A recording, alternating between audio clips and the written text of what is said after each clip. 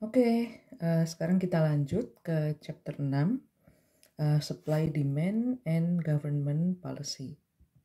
Oke. Nah, oke. Supply, Demand, and Government Policy. In a free, unregulated market system, market force establish equilibrium price and exchange quantities. Nah, ini sudah pernah kita bahas sebelumnya ya. Jadi kalau tidak ada regulasi dan nggak ada pemerintah, maka nanti yang akan menentukan equilibrium harga maupun equilibrium quantity itu adalah pasar itu sendiri.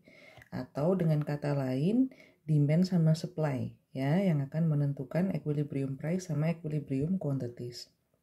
Nah, while equilibrium condition might be efficient, it might be true that not everyone is satisfied. Nah, jadi kalau misalnya equilibrium yang ditentukan pasar itu tentu dia akan bersifat efisien.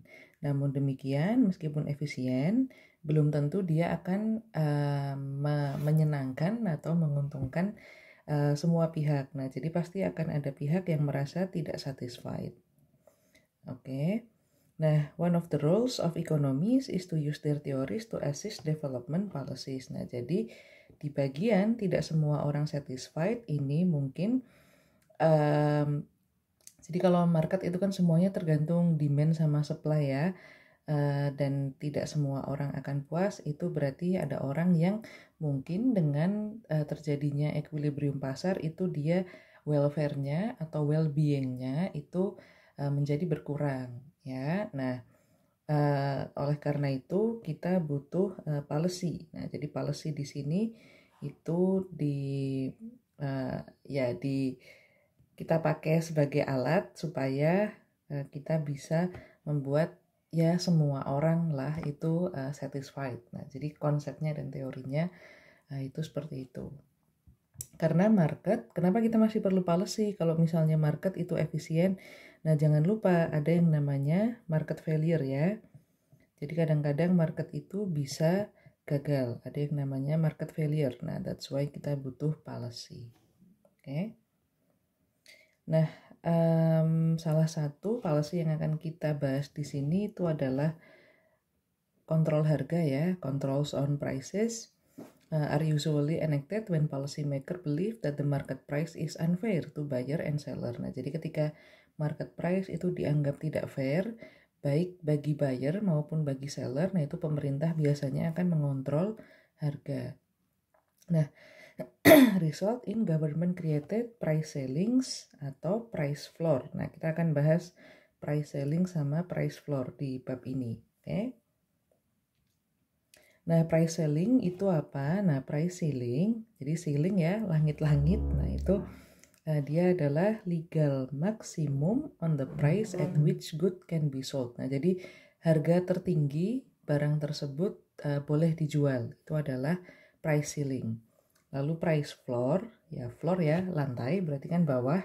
Nah, ini adalah legal minimum on the price that which good can be sold. Nah, jadi ini adalah harga minimal harga tersebut boleh dijual. Nah, jadi kita akan menggunakan kontrol harga di either harga maksimum barang tersebut boleh dijual atau harga minimum harga tersebut boleh dijual. Oke. Nah, Nah, how price ceiling affect market outcomes? Nah, bagaimana price ceiling ini akan mempengaruhi market outcomes? Nah, jadi ada dua outcome ya yang possible di sini ketika kita menggunakan kebijakan price ceiling. Jadi the price ceiling is not binding if set above the equilibrium price. Nah, jadi kalau misalnya Anda mengeset price ceiling itu di atas equilibrium price, nanti dia not binding ya. Tapi kalau misalnya kita set price ceiling itu di bawah equilibrium price, nanti dia binding dan dia akan leading to shortage. Nah, binding tuh maksudnya dalam hal ini seperti berfungsi gitu ya, bekerja. Jadi dia akan efektif kerjanya kalau misalnya kita setnya di bawah equilibrium price. Tapi kalau di atas equilibrium price dia jadi not binding atau nggak bisa berfungsi atau nggak bisa bekerja dengan baik. Nah, kalau misalnya di bawah equilibrium price, nanti setelah ada price ceiling itu akan terjadi shortage. Nah, mari kita lihat ilustrasinya. Nah, ini adalah outcome di mana price selling-nya tidak binding. Oke. Nah, di sini kita bisa lihat kita punya supply dan kita punya demand. Equilibrium price-nya itu adalah $3 dan di equilibrium quantity kita punya 100 quantity. Nah, kalau misalnya price ceiling-nya itu di atas harga equilibrium, maka dia not binding. Nah, kenapa dia not binding di harga $4? Karena tidak terjadi equilibrium ya di sini. Jadi si supply-nya ini daripada dia kalau di $4 kan dia harus mengurangi harga barang yang disupply kan. Jadi di sini katakanlah QS aksen, lalu juga barang yang diminta itu jadi sebanyak ini. Jadi di QD aksen misalnya seperti itu. Nah, si supplier ini dia realize kalau misalnya saya naikkan ke $4, saya harus mengurangi barang yang disupply. Nah, jadi tidak ada insentif ya bagi si supply ini untuk mengurangi barang yang disupply. Jadi dia akan tetap lebih baik kalau tetap menyuplai 100 barang. Karena kalau dia menyuplai kurang dari 100, nanti tidak semuanya, nanti akan terjadi keuntungan yang lebih sedikit. Jadi lebih baik dia tetap di yang 100 ini. Nah, begitu juga di demand ya. Kalau misalnya di harga, oh sorry, ini saya salah ngasih tanda. Ini yang demand, sorry ya. Ini yang demand, ini yang supply. Nah, jadi ini QD aksen, ini adalah QS aksen. Nah, oke, kita ulang lagi ya. Kalau misalnya harganya di 4, nanti barang yang diminta itu akan berkurang ya. Dan yang di supply, ini kalau misalnya di harga $4, kalau dia mensuplai lebih banyak, ini nanti tidak semuanya bisa terjual. Jadi tidak ada insentif baik buyer maupun seller untuk pindah dari yang harga $3. Oke, karena yang di harga $3 ini semua barang terjual. Jadi baik quantity demanded dan quantity supplied itu sama. Makanya baik buyer maupun seller ini lebih baik tetap berada di $3. Dan itu bukan aksi yang ilegal ya. Kenapa? Karena ini kan price ceiling. Jadi price ceiling itu adalah harga tertinggi barang tersebut boleh dijual. Jadi selama harganya itu masih di bawah $4, itu nggak apa-apa. Dan karena di sini sudah equilibrium, jadi nggak ada insentif bagi buyer maupun seller untuk deviasi atau deviate dari titik ini. Oke. Nah, itulah kenapa price ceiling itu kalau misalnya di atas di atas equilibrium dia tidak binding. Tidak binding dalam artian tidak bisa memaksa ya, tidak bisa memaksa buyer maupun seller untuk pindah ke harga tersebut. Oke.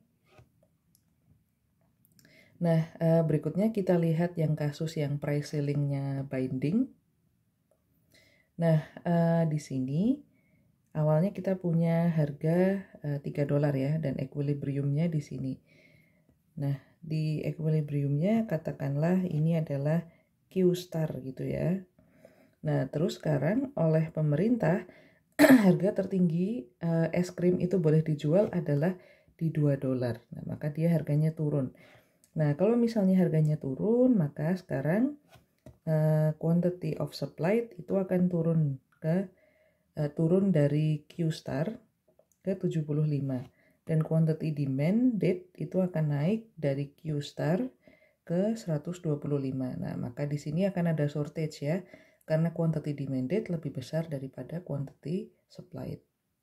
Jadi ini yang terjadi kalau misalnya price ceiling-nya itu di bawah harga equilibrium. Oke. Nah, effect of price ceiling, a binding price ceiling creates a shortage. Nah, jadi ya, binding price ceiling itu create shortage karena quantity demanded lebih besar daripada quantity supplied. Sebagai contoh adalah kasus gasoline shortage di tahun 70-an dan dia bersifat non-price rationing ya. Jadi karena dia misalnya harganya sekarang lebih murah daripada sebelumnya, terus quantity demanded-nya lebih tinggi daripada quantity supplied, Nah itu nanti bisa terjadi antrian yang cukup panjang misalnya di gasolin tadi misalnya. Dan karena sekarang quantity demanded-nya lebih tinggi daripada quantity supplied, nah itu seller itu bisa melakukan diskriminasi ya. Jadi seller akan memilih, saya mau jual ini ke siapa. Oke. Nah ini ada case tadi tentang ini ya, antrian di pom bensin. Jadi in 1973, OPEC raised the price of crude oil in the world market. Crude oil is the major input in gasoline. So the higher oil price reduced the supply of gasoline. Nah, jadi karena tadi price of crude oil itu naik, terus supply gasolin jadi menurun. Nah, terus habis itu what was responsible for the longest line? Nah, karena supply-nya menurun ya, ini jadi ada antrian yang sangat panjang di pom bensin. Nah, economists blame government regulation that limited the price oil companies should charge for gasoline. Nah, di sini beberapa ekonom itu mengatakan bahwa ini semua dikarenakan karena regulasi yang dia itu membatasi harga dari oil yang harusnya itu bisa ya harusnya harganya tadinya lebih tinggi ya, terus dikurangi jadi supply-nya berkurang. Nah, jadi menurut beberapa ekonom itulah yang menyebabkan adanya antrian panjang di pom bensin. Nah, ini adalah kita masuk ke kasus lagi ya. Jadi ini adalah market for gasoline with price ceiling, di mana di sini price ceilingnya itu not binding. Jadi initially the price ceiling is not binding. Jadi awalnya price ceilingnya di sini, sedangkan P equilibriumnya di sini dan Q equilibriumnya di sini. Oke, jadi dia not binding ya di sini. Awalnya dia not binding. Nah, tapi lalu supply-nya itu menurun. Nah, sekarang karena supply-nya menurun, maka price ceiling-nya itu jadi binding. Supply-nya menurun dari S1 ke S2, jadi quantity supplied-nya turun. Maka equilibrium yang tadinya awalnya di sini itu sekarang pindah ke sebentar ya. Nah, karena supply-nya berkurang, maka di sini ketika S1 pindah ke S2, maka price ceiling-nya ini jadi binding. Oke. Nah, akhirnya kita punya shortage di sini. Di sini adalah quantity supplied, sedangkan di sini adalah quantity demand. Equilibriumnya harusnya yang ini. Oke. Nah, jadi hasilnya terjadi shortage karena supply-nya berkurang. Oke. Nah, pada akhirnya kalau misalnya terjadi supply yang berkurang seperti ini, nanti ya itu akan mendistorsi pasar ya. Jadi quantity supplied itu tidak bisa memenuhi quantity demanded. Nah, jadi tadi yang terjadi bisa terjadi antrian yang cukup panjang di pom bensin. Oke.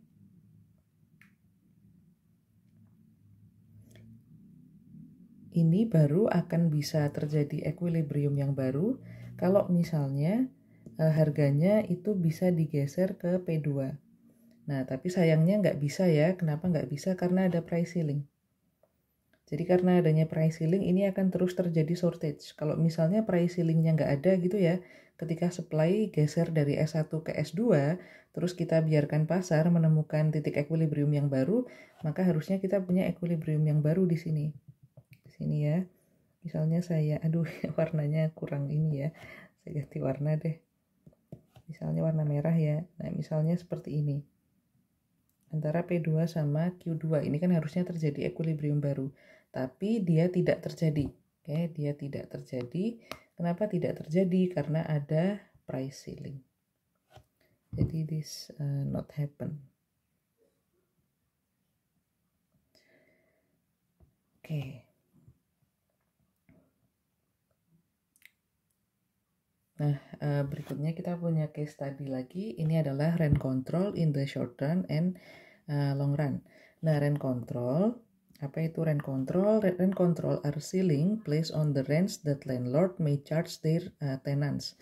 Nah, jadi ini adalah harga tertinggi ya, harga tertinggi untuk sewa. Nah, jadi kalau misalnya Anda sewa apartemen gitu, landlord Anda itu punya harga tertinggi yang akan Anda tagihkan ke Anda, itu rent control.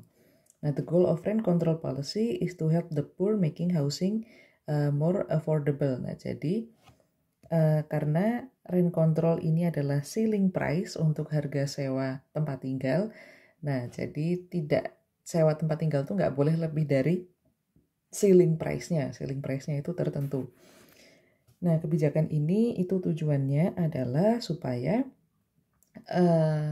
housing itu lebih affordable ya untuk semua orang, terutama orang yang ya di sini poor gitu ya, yang miskin.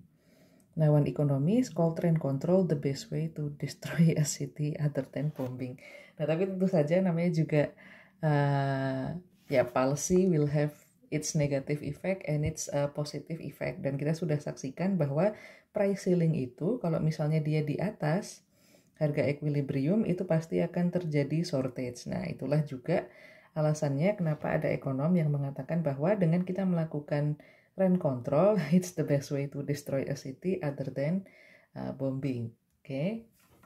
Karena kalau misalnya rent control ini dia above equilibrium, under, kok above sih? Below, nah itu dia kata yang tepat. Below equilibrium price, nah maka nanti akan terjadi shortage. Jadi harus hati-hati ya dalam menentukan price ceiling. Nah, ini contohnya rent control in the short run, supply and demand are inelastic. Nah, jadi kalau tempat tinggal itu dia punya supply yang inelastic. Jadi supply-nya gambarnya adalah garis tegak lurus seperti ini. Nah, demand-nya itu ya dia punya slope negatif ya seperti biasa. Nah, kontrol rent-nya itu kalau misalnya di sini gitu ya, karena supply-nya itu nggak bisa nambah, nggak bisa berkurang, dia tetap ya. Maka kalau ada kontrol trend yang harusnya equilibriumnya kan harusnya di sini nih, di mana supply ketemu demand. Nah, harusnya equilibriumnya di sini, tapi karena adanya adanya kontrol trend, maka nggak di titik equilibrium ya, tapi di sini, dan ini terjadi shortage. Oke, nah jadi seperti itu. Nah, yang berikutnya kalau misalnya supply-nya itu elastik, nah tadi adalah kasus di mana supply apartemen itu inelastik. Nah, sekarang kalau misalnya baik supply maupun demand itu elastik, jadi in the long run nanti supply sama demand-nya itu elastik, control trend itu dia semakin tinggi ya shortage-nya karena dua-duanya sama-sama elastis. Jadi kemarin kita sudah belajar bahwa elastic supply sama demand itu responnya terhadap perubahan harga itu sangat besar ya, sangat sensitif. Makanya shortage-nya juga lebih besar. Oke. Nah, berikutnya kita masuk ke price floor. Nah, the price floor itu harga terendah barang tersebut boleh dijual. Nah, when the government impose a price floor, two outcomes are possible. Jadi sama seperti price ceiling. Kok price binding sih? Nah, dua outcome. Yang pertama adalah price floor-nya not binding kalau misalnya kita set di bawah equilibrium price. Price floor-nya binding kalau misalnya kita set di atas equilibrium price dan nanti akibatnya akan ada surplus. Oke, jadi kebalikan ya sama price ceiling. Nah, ini ada contohnya. Ini adalah contoh kasus di mana price floor itu not binding. Jadi equilibrium price-nya ada di $3 ini ya, dan quantity equilibrium ada di 100. Nah, ini sudah oke ya, baik quantity supplied maupun quantity demanded itu sudah seimbang di sini. Lalu kita punya price floor yaitu $2. Nah, price floor adalah harga terendah barang tersebut boleh dijual. Nah, kalau misalnya di harga $2, maka nanti akan terjadi shortage juga ya. Nah, jadi QS-nya itu bisa turun, QD-nya itu bisa naik lebih tinggi daripada equilibrium. Nah, karena ini adalah harga terendah, berarti kan kita boleh jual di harga yang lebih tinggi dari ini kan. Maka tidak ada insentif bagi penjual maupun pembeli untuk pindah dari yang harga $3 ini. Karena di harga $3 itu semuanya terjual. Quantity supplied sama demanded itu sama. Oke, nah jadi dia tidak binding karena nggak ada insentif untuk supply dan demand untuk pindah dari titik equilibrium. Oke. Nah, ini adalah contoh kasus price floor yang dia binding ya. Binding kalau misalnya dia berada di atas equilibrium. Nah, equilibriumnya di sini $3. Tadinya kita punya equilibrium di sini. Katakanlah di titik ini kita punya Q star ya, baik quantity supplied maupun quantity demanded. Karena sekarang harganya harus naik ke $4. Jadi ini adalah harga terendah barang tersebut boleh dijual. Nah, maka nanti dari supply dia akan mensupply 120 quantity, dan dari demand karena harganya lebih mahal dia hanya akan quantity demandednya turun ke 80. Nah, jadi di sini akan terjadi surplus supply. Jadi barangnya ini ya, yang tersedia nggak bisa terjual semua. Oke, terjadi surplus. Oke. Nah, how price floor affect market outcomes? A price floor prevents supply and demand from moving toward equilibrium price and quantity. When the market price hits floor, it can fall no further. Nah, jadi ketika market price itu dia di price fall, dia tidak bisa turun lebih rendah lagi, maka nanti market price itu akan sama dengan floor price. Nah, kenapa? Oke, ini saya lanjutkan dulu ya. Nah, price floor itu bisa binding itu ketika QS lebih besar daripada QD. Jadi ada surplus di sini ya, surplus barang. Nah, dia juga non-price rationing is an alternative mechanism for rationing the good using discrimination criteria. Nah, jadi price floor itu biasanya dia digunakan untuk misalnya minimum wage ya. Jadi ya wage itu kan kita bisa bilang bahwa wage adalah dalam tanda kutip ya price dari pekerja kan. Nah, maka untuk melindungi kepentingan pekerja supaya mereka bisa mendapatkan upah yang layak gitu ya misalnya. Nah, kita punya minimum wage. Nah, minimum wage itu adalah contoh dari price floor. Nah, begitu juga dengan agricultural price supports. Nah, jadi misalnya petani petani tembakau misalnya, atau ya petani padi beras misalnya. Nah, itu mereka ada nilai mereka ada floor price-nya. Jadi si beras ini itu dia boleh dijual di harga terendah itu sekian.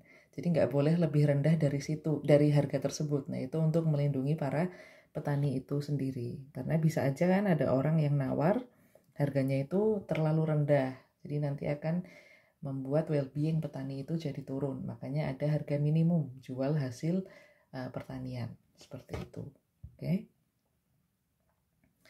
Nah, ini the minimum wage. An important example of price floor is minimum wage. Minimum wage laws dictate that the lowest price possible for labor that they may pay. Nah, jadi lowest price possible that employer may pay. That's the minimum wage.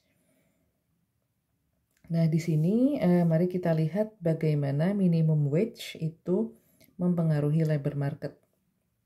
Nah, jadi kita punya labor supply, lalu kita juga punya labor demand.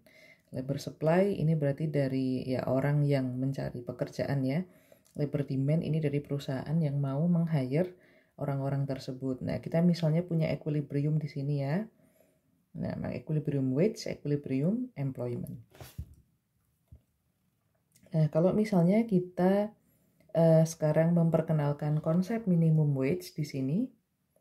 Jadi yang tadinya equilibriumnya di sini. ini berapa ya tadi? Oh, nggak ada ya. EQW, saya tulis gitu aja ya, sama Q bintang, misalnya seperti itu. Nah, oh ini saya ganti menjadi W bintang aja ya, supaya lebih enak. Kita punya W bintang sama Q bintang. Jadi tadinya weights-nya sekian, maka baik labor demand maupun quantity of labor demand sama quantity labor supply itu sama, bisa ke higher semua. Tapi bisa jadi wage yang ada di equilibrium itu sebetulnya terlalu rendah untuk bisa memenuhi kebutuhan hidup yang layak misalnya. Jadi ini terlalu rendah, jadi orang nggak bisa memenuhi kebutuhan hidup yang layak. Oleh karena itu, sekarang pemerintah punya aturan minimum wage. Nah, konsekuensinya minimum wage ini dianggap sebagai upah yang bisa memenuhi kebutuhan hidup yang layak. Tapi konsekuensinya karena wage-nya dinaikkan, nah maka di sini quantity demanded itu akan lebih kecil daripada quantity supplied. Jadi labor demand dari perusahaan itu akan lebih kecil daripada labor supplied. Nah, jadi nanti akan ada orang-orang yang tidak bisa di-hire di perusahaan tersebut. Jadi akan ada unemployment. Unemployment itu adalah surplus dari labor. Oke, nah ini yang terjadi kalau misalnya kita membuat aturan minimum wage. Ya, nah tapi kenapa kita tetap punya aturan minimum wage-nya itu seperti tadi yang saya sampaikan, W bintang ini mungkin dia tidak bisa afford penghidupan yang layak, tapi kalau minimum wage itu bisa. Ya, konsekuensinya akan ada unemployment. Oke. Nah, berikutnya adalah tax atau pajak ya. Government levy tax to raise revenue for public project. Jadi government dia akan mengimpose pajak itu supaya menaikkan revenue untuk public project. Nah, how tax on buyer and seller affect market outcomes. Nah, jadi sebetulnya tax itu secara konsep ya, dia akan mendiscourage market activity. When a good is taxed, quantity sold is smaller. Nah, kenapa smaller? Karena harganya setelah pajak itu jadi lebih tinggi. Nah, buyer and seller mereka ini sama-sama akan menanggung tax burden. Oke. Nah, mari kita lihat elasticity and tax incidence. Nah, tax incidence itu apa? Tax incidence is the manner in which the burden of tax is shared among participants in the market. Nah, jadi tax incidence itu adalah ketika beban pajak itu sebetulnya dibagi antara si penjual sama si pembeli. Nah, tax incidence is the study of who bears burden of the tax. Nah, jadi dengan tax incidence kita bisa lihat nanti siapa yang sebetulnya beban pajaknya itu lebih banyak. Nah, tax result in a change in market equilibrium. Buyers pay more and seller receive less. Nah, jadi harga untuk buyer ini lebih tinggi, jadi dia pay more. Dan karena dikurangi pajak, nah itu uang yang diterima seller itu juga lebih sedikit. Ini akan selalu terjadi ya, regardless tax-nya itu diberikan kepada buyer maupun seller. Oke. Nah, ini adalah contoh kasus tax on buyers. Nah, kita lihat equilibrium pertama dulu ya. Equilibrium awalnya adalah yang ini. Oke. Sorry, saya kasih warna pakai pensil aja. Nah, yang kuning ini adalah equilibrium awal. Oke. Nah, di equilibrium awal itu kita punya harga $3 dan juga quantity equilibriumnya 100 ice cream. Nah, jadi di harga $3 itu akan terjual 100 ice cream. Pertama kita punya demand-nya D1 sama supply-nya S1. Nah, terus di sini a tax on buyers shift the demand curve downward. Nah, sekarang karena ada tax-nya di sini adalah $0,5 itu demand-nya jadi geser ke D2. Nah, ketika demand geser ke D2, maka di sini kita punya equilibrium yang baru. Oke. Nah, yaitu equilibriumnya adalah yang ini. Nah, tapi sebetulnya harga yang dibayar oleh buyers itu kan lebih tinggi ya, karena ada tax 0,5, maka harga yang dibayar adalah yang 3,3 ini. Nah, jadi ini ya di sini. Nah, terus nanti karena si pembeli itu membayar lebih tinggi, tapi ada tax $0,5, maka sekarang maka di sini dia si taxnya ini dia akan terbagi ya bebannya antara si buyer sama si seller. Nah, jadi buyernya sekarang dia bayar 3,3 dan sellernya itu hanya menerima 2,8. Quantity demandednya sekarang jadi 90. Nah, jadi kalau misalnya ada tax, nah itu caranya adalah yang pertama Anda identify dulu apa yang geser. Nah, dalam hal ini yang geser adalah demand-nya. Equilibrium awalnya di sini, sekarang Anda geser demand-nya, lalu Anda tarik garis ya dari sini sampai ya dari ini ke atas ke bawah gitu ya intinya. Nah, di titik di mana dia menyenggol demand yang pertama, saya kasih warna merah deh.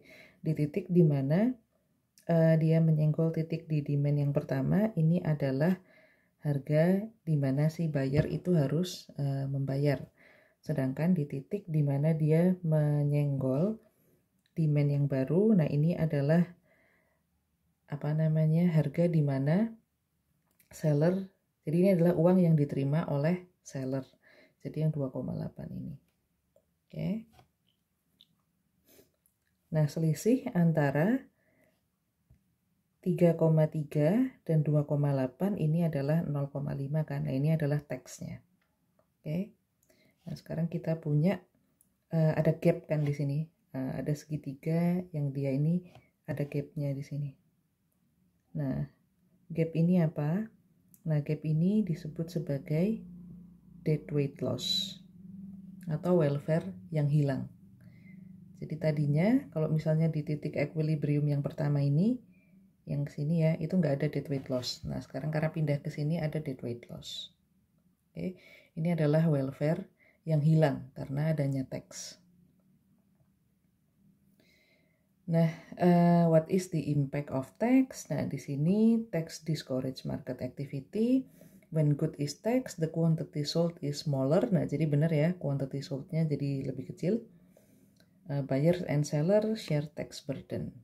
Nah, oke, ini masih yang tadi. Nah, tapi sekarang kita melihat kasusnya di mana tax on sellers. Nah, jadi kita punya S1 sama D1 ya awalnya dengan equilibrium 100 sama 3. Nah, sekarang karena adanya tax on seller, sekarang S1-nya geser ke S2. Nah, dengan sendirinya di sini kita punya ini ya, ada 1, 2 titik. Nah, titik yang warna biru ini adalah harga yang diterima oleh penjual.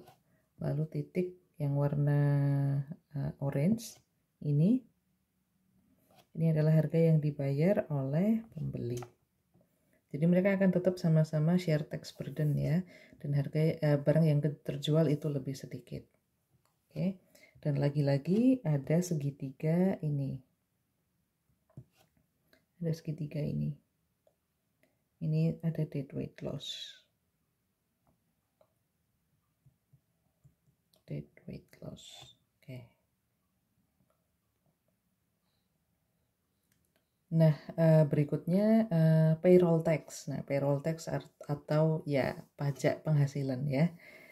Nah, jadi awalnya wage tanpa tax itu adalah segini dan equilibrium segini ya, quantity of labor demanded. Nah, tapi nanti kalau misalnya ada tax, nah maka nanti jumlah gaji yang dibayarkan oleh firm itu jadi di sebelah sini ya, dia akan naik tapi sebetulnya yang diterima oleh pekerja itu lebih sedikit. Nah, jadi kita punya teksnya itu adalah yang sepanjang ini. Ini adalah teksnya. Oke.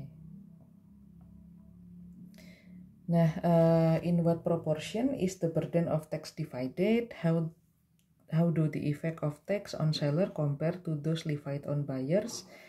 The answer to this question depend on the elasticity of demand and the elasticity of supply.